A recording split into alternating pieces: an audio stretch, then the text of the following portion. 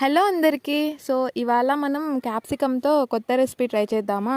So, దానికోసం ముందుగా క్యాప్సికమ్‌ని ఇలా కట్ చేసుకోవాలి. సో, ఇంత మాదిరి కట్ చేసుకున్న క్యాప్సికమ్‌ని కొంచెం ఆయిల్‌లో రోస్ట్ చేసుకోండి. ఎందుకంటే ఫర్ ద టేస్ట్ అనమాట. కొంచెం ఆయిల్ వేసి ఇట్లాగా టూ సైడ్స్ కొంచెం మంచిగా రోస్ట్ చేయండి.